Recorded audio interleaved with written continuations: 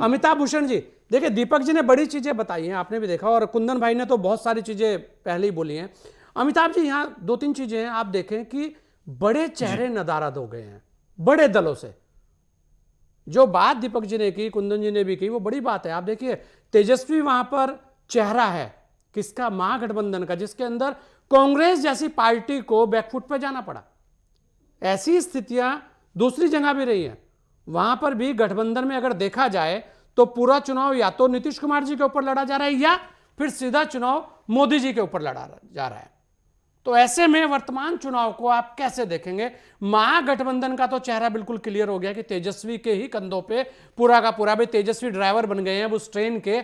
अब देखिए उस ट्रेन को किस तरीके से खींच के लेके जाते हैं।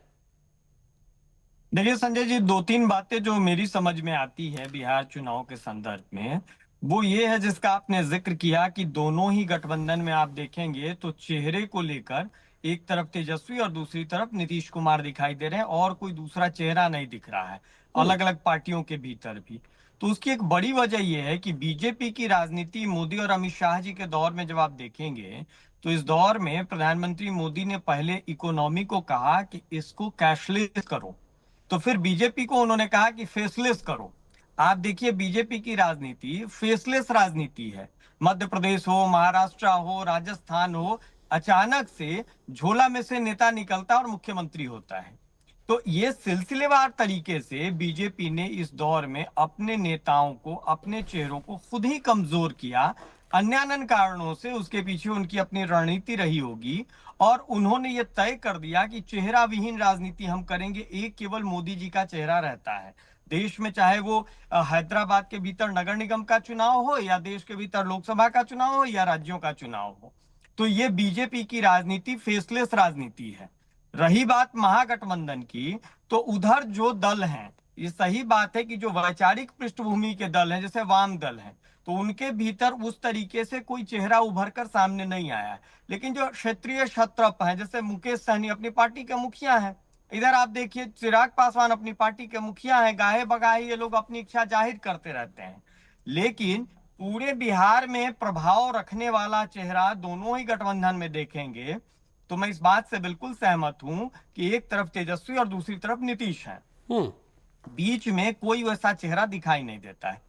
अब दूसरी बात जो मैं बिहार चुनाव को देख रहा हूं, संजय भाई आप भी मानेंगे, बाकी जो वरिष्ठ यहाँ मौजूद हैं वो भी मानेंगे, चुनाव तीन चार आधार पर आप देखिए, कोई भी चुनाव हो उसमें समय का बड़ा महत्व होता है, धारणा का बहुत महत्व होता है।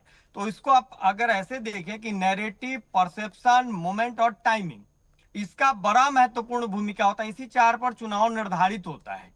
तो एक जो मोमेंट बन रहा था महागठबंधन के लिए, तेजस्वी के लिए, उसको समाप्त करने में, उस लहर को समाप्त करने में कि तेजस्वी सरकार बनाने की स्थिति में है या सरकार बना लेंगे, इसमें कांग्रेस जितना योगदान कर सकती थी, कांग्रेस ने उतना योगदान किया है। एक जो धारणा लोगों के भीतर बन रही थी, वो धारणा कमजोर हुई। जो महागठबंधन के साथी दल हैं, उनके कार्यकर्ता या उनके समर्थक वोटर में भी ये चर्चा हो रही है, क्या क्या चुनाव बाद अगर स्थितियां बनेगी भी, तो चाहे तेजस्वी का चेहरा घोषित कर दिया गया हो, पर क्या तेजस्वी सच में मुख्यमंत्री बन पाएंगे, उसको लेकर एक जीत है वहां मतदाताओं के बीच भी। क्योंकि आप देखिए फ्रेंडली फाइट, अरे भाई चुनाव मैदान में फ्रेंडली फाइट क्या होता है? अगर आरजेडी और कांग्रेस आमने सामने का चुनाव लड़ रही है, तो ये कौन सी मित्रता है जिसमें अपोजिशन को आप जीतने का अवसर दे रहे हैं? तो ये फ्रेंडली फाइट, ये भरमाने की बात है। इससे मतदाता भ्रम में है कि सच में कांग्रेस साथ में खड़ी है, सच में सीपीआई साथ में खड़ी है, सच में मुकेश सहनी की पार्टी साथ में खड़ी है। क्योंकि इनके भीतर ऐसा लगता तो नहीं, अगर सच में सब एक साथ हैं तो फिर एक के सामने दूसरे कैसे खड़े हो गए? और एक दो सीट पर नहीं, दर्जन भर से ज्यादा सीटों पर, चार पांच सीटों पर आपने कैंडिडेट वापस कर लिया, लेकिन बाकी सीटों का क्या है? तो एक बड़ी अच्छी कहावत है कि का बरखा जब कृषि सुखानी, समय हम्म। चूकी पुनि का पछतानी। तो ऐसी बारिश का क्या लाभ है जब कृषि सूख जाए? तो आपने घोषित तो किया, लेकिन हजूर बहुत देर कर दी पहुंचते पहुंचते। दूसरी बात यह है कि मेरी जो समझ कहती है, बिहार की राजनीति के संबंध में एक टिप्पणी आई कि बिहार जाति के खाके से बाहर नहीं आएगा।